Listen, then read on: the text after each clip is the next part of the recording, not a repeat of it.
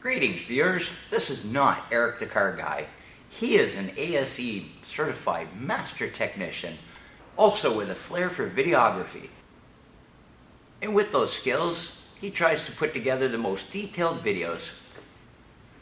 Possibly can. I'll walk you through step by step. He possibly can. Sorry buddy, I tried. But you guys should really go check out Eric the Car Guy, man. He's a really great guy, has some great auto mechanic videos, and yeah, very detailed videos. But, you know, I stick to the old school redneck, gotta do it on the floor of your laneway or something like that. But yeah, what a great guy. Check him out. EricTheCarGuy.com or Eric the Car Guy on YouTube. Alrighty guys, we got some work to do. What we got here today is a Honda Civic. I've actually already done the work on this. Well, kind of. It came in for rotors, pads, a wheel bearing on left side, and rotor and pad on this side. Well, sorry, a caliper on that side also. So I picked up a brand new caliper. New rotors, pads. We had a bit of issue with the thickness of the pads and the caliper not fitting. We got that taken care of. Got the wheel bearing put in, all back together. And you know, I do wheel bearings with a 2-pound and some big sockets and stuff, but it gets her done. I don't have a fancy dancy 12-ton press or anything like that, but that'll be in the works. But still, you have to build your own, weld together your own press plates and stuff like that, because the ones you get just don't work worth crap. So got this one all done. Then what happened? The guy who did his brakes before and screwed them up, because that caliper was screwed, it should have been replaced. He torqued the nuts on too tight and couldn't help it. Tried to get these ones off, broke the first one. Thought, okay, I'll try the second one. Second one broke, stopped there, because it's after hours and there's no chance of getting a wheel bearing, because I have to take that wheel bearing out and separate the hub to replace the stud. So I left the 2 nuts because I know they're going to end up breaking. So before I can get the replacements, at least I can roll the vehicle around. So that's in here for the night. But tonight we have a GMC Denali. That was a pretty nice truck in its day. I actually jacked it. Yeah. I jacked this pile so I could fix it. But got to do a power steering pump on this. And for any of you that know the 6-liter Chevys, they are not an easy task. So kind of saved this one to do this tonight, because everybody was just in my way today. I got so much done today. My scrap pile's getting huge. Did work on a Ford. Yes, I did work on a Ford, but it was only the shifter. What the hell was it? The shifter tube that sits on top of the steering column. It needed bushings. The nuts were actually loosened. They couldn't start it or in park or even put it in park. All the gears were messed up on it, so got that fixed up for the roofing guys out back. So they were good to go. I did that last night. Yeah, well, early this morning, whatever. But let's get to this Denali water pump. Okay, guys, this is the Vortex 6-liter. And end up removing this shroud here. It's just a 10 mil. I'm going to take this off here, get the fan shroud off. 2 10 mil bolts, a bunch of clips. So I'm going to start popping these off. Okay, first we're going to yank off this intake duct.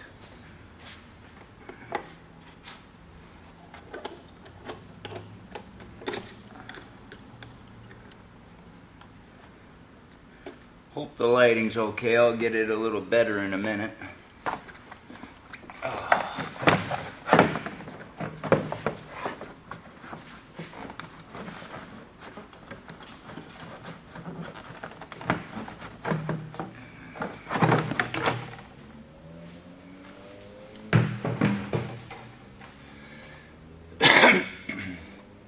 Okay, now 10 mils.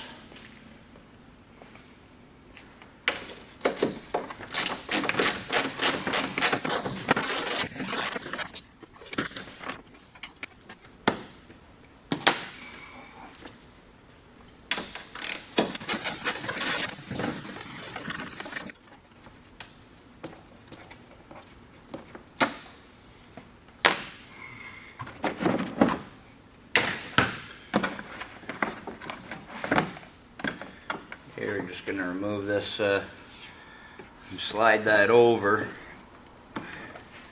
these intake lines. Now we're going to pop up the little plastic tabs.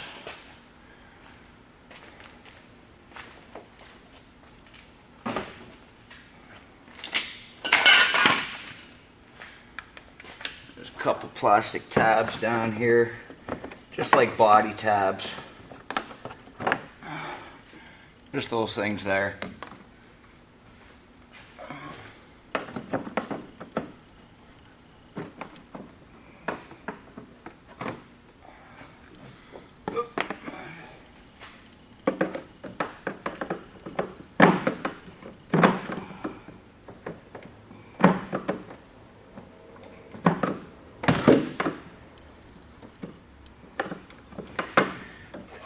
This one's in a bad angle.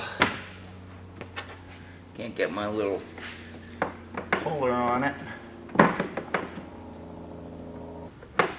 we go. I heard the hit the floor.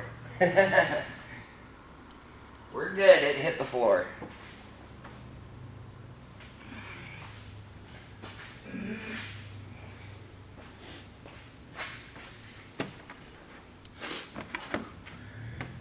And one more on this side.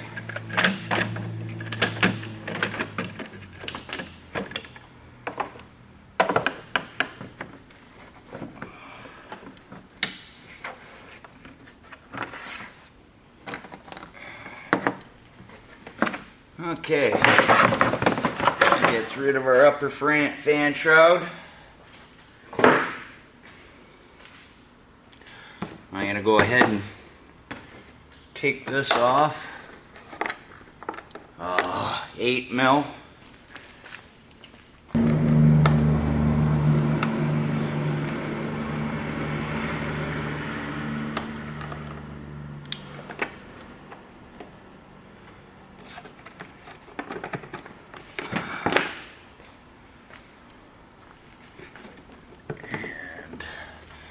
Looks to be another 8 mil down here on this side.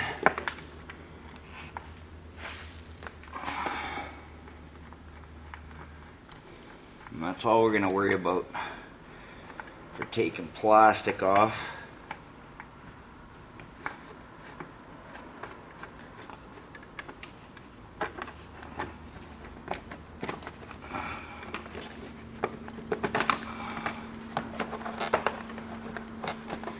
Okay, that gets all the room I need.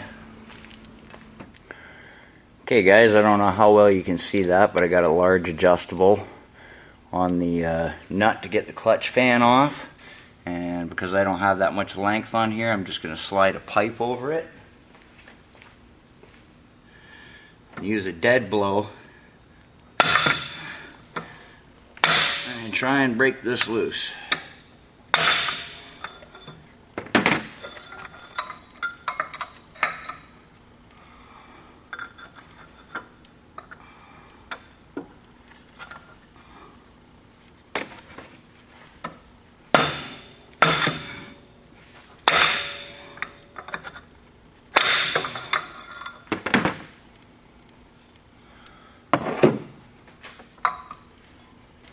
Okay, go figure, here in the Great White North, not gonna happen.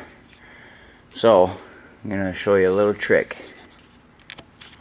Okay guys, you'll notice I got a C-clamp and a piece of cardboard to protect the belt, but I've actually pinched the belt between the pulley for the clutch fan underneath, and pinched the belt onto the clutch fan pulley so it doesn't move. So now we'll try whacking it again.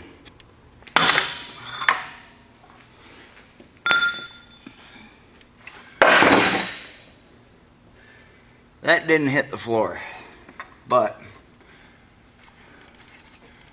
our fan is loose.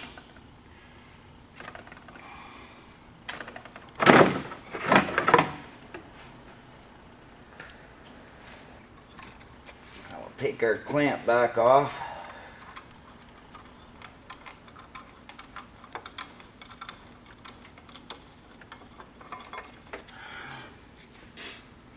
Okay guys, so now we can go ahead and take our serpentine belt off.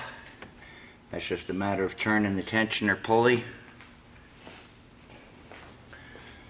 So we'll just use a 15 socket.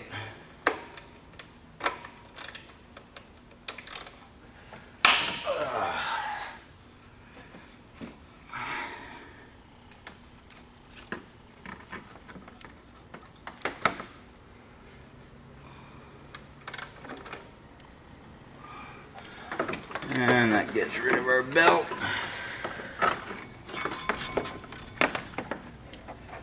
Good time to check the belt. Definitely gonna need replacing.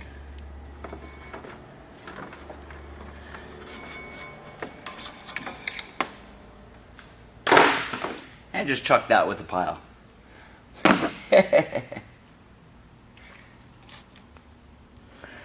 Okay guys, I don't know how well you can see that, but this is the power steering pump, and if you reach down, some vehicles don't have this. Sorry about the shakiness of the camera, but I got it leaning. Some don't have this, but this one does. In behind, there's an electrical clip, and it's a speed sensing actuator that limits the flow of power steering fluid the faster you're driving. So you can't do any real hard steering at high speed. And let's see if we can get this off.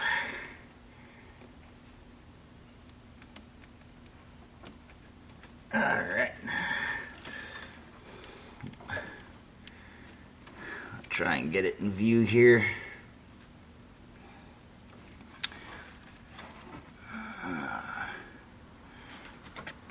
Hope you can see that little red connector right there. That's the little red connector you got to get out. Alright, so now the low pressure line just has a butterfly clip to it. But what I'm going to do right now is go underneath and get the plastic skid plate from underneath. And that's pretty simple. That's usually like, I don't know, 15 mil bolts. Well, I've got to get this heavy beast up a little higher. And a heavy truck like this, use your 3-ton stands.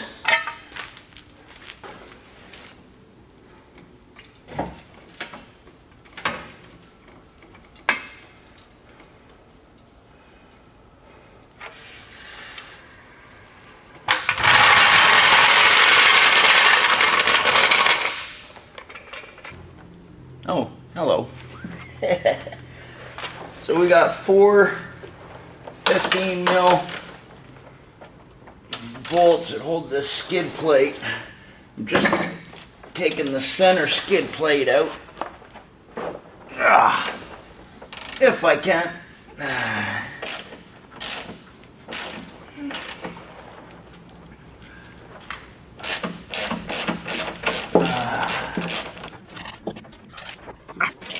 Yes, I know I've got air tools.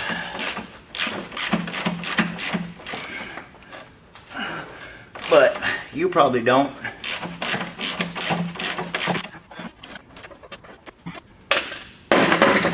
Sounds like my monkey wrench.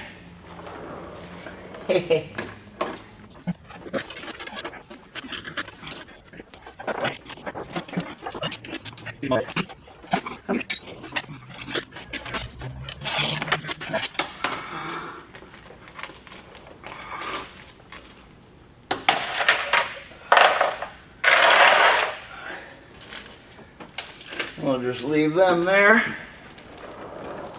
Now we can get to the good stuff. Okay guys, one thing is being as a mechanic, your guy tinkers with vehicles. You notice a lot of stuff. And I took that skid plate off the bottom and looked from underneath, and because the skid plate was there, my buddy Joe would never have noticed, but the water pump here, the gasket underneath is leaking. So that is an issue we are going to have to take care of while we have this whole front end off. So it looks like the whole water pump will have to come off and replace that gasket. Fun, fun, fun. But let's get to this job first. Okay, back up top here, I'm going to remove these two 10 mil from this bracket here, and I'm going to get this battery box out of my way.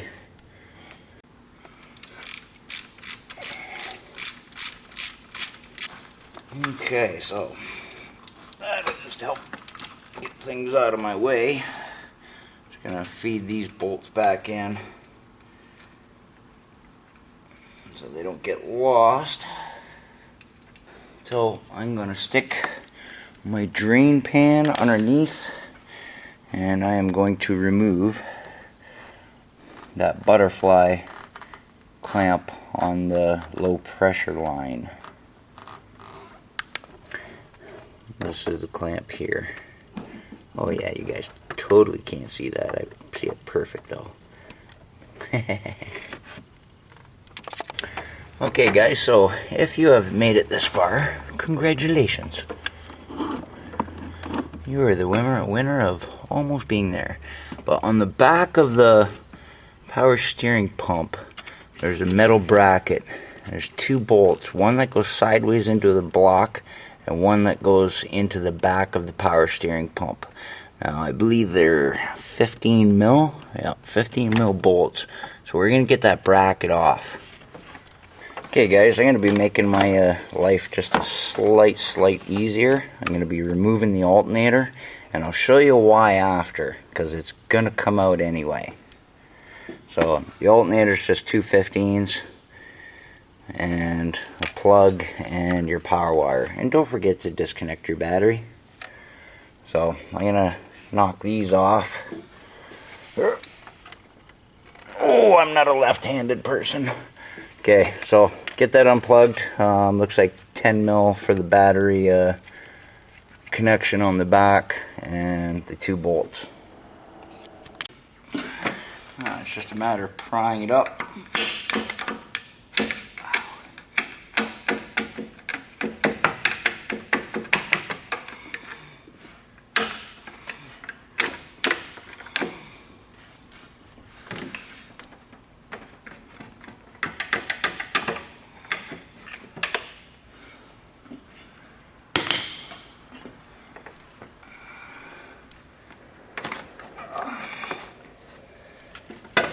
And take your little 10 mil off of that. And don't forget to feed your nuts back on so they don't get lost. Now how I get the power steering pumps out of these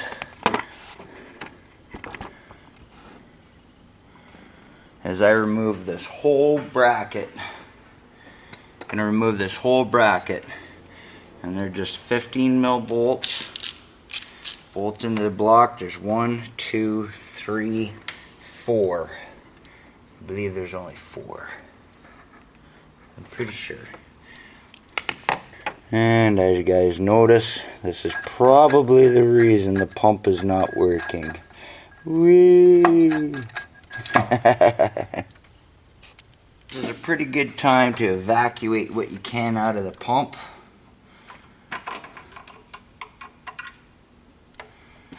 So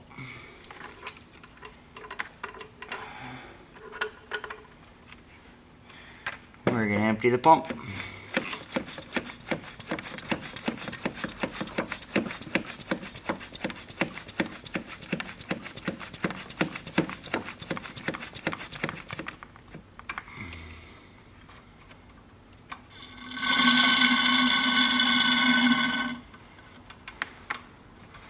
Try and get as much as I can out.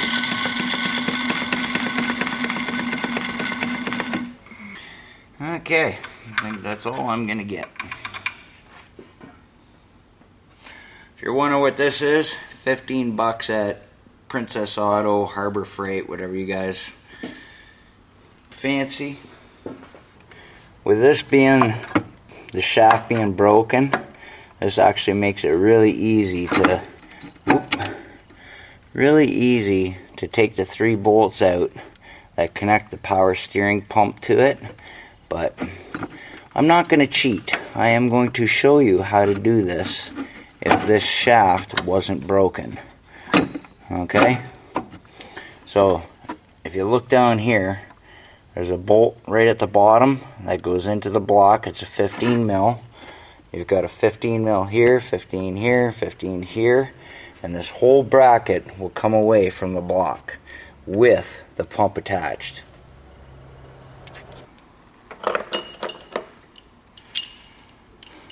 Four bolts hold the whole bracket on.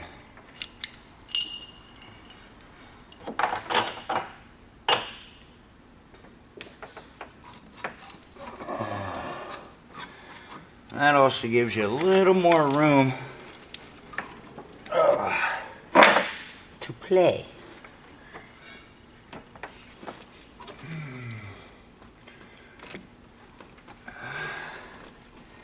So now that we took that hose clamp off, just going to twist the hose off.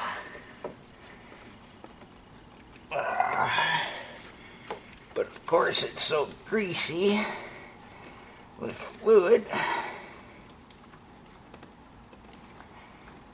There we go.